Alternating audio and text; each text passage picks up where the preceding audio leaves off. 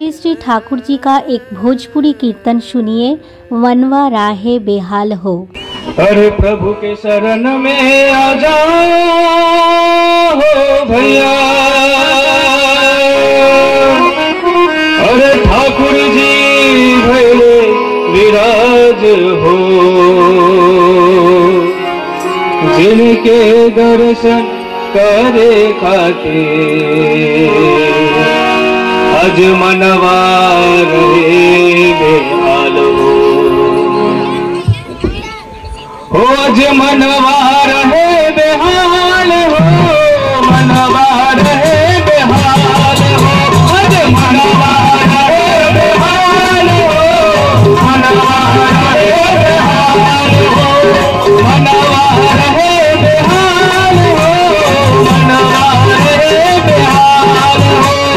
मनवा रहे बेहाल हो, मनवा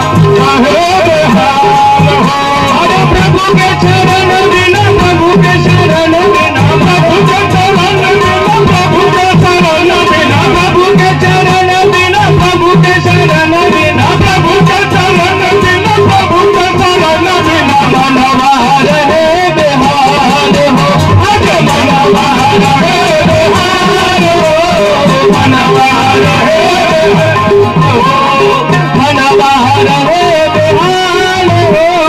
मनवा रहे बेहाल हो, अज मनवा रहे बेहाल हो, मनवा रहे बेहाल हो। कीर्तन गाई झूम के भैया लेना तू सतना, अज कीर्तन गाई झूम के भैया लेना तू सतना, अज कीर्तन गाई झूम के भैया लेना तू सतना,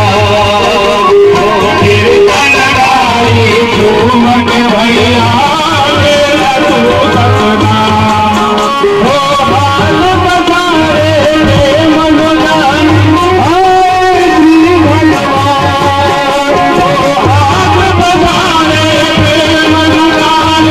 आए श्री भगवान, आज हाल बसारे रे मनोलाल आए श्री भगवान, हो हाल बसारे रे मनोलाल आए श्री भगवान, हो आए श्री भगवान, हो श्री भगवान। शरण में आना फिर पछताना, शरण में आना न फिर पछताना, शरण में आना न फिर पछताना, शरण में आना न फिर पछताना, कि अब ये शुभ घड़ी बीत न जाए भैया। ओ अज मनवा रहे बेहाल हो, अज मनवा रहे बेहाल हो, मनवा रहे बेहाल हो,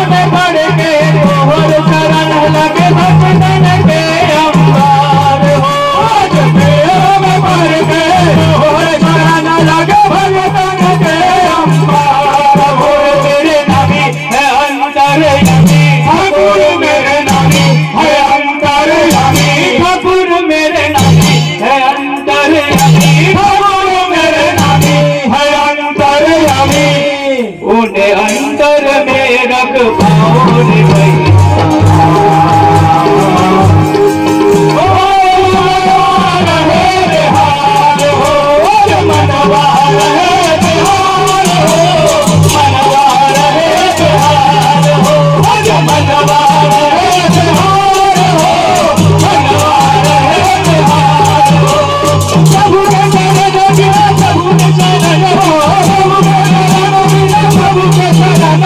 प्रभु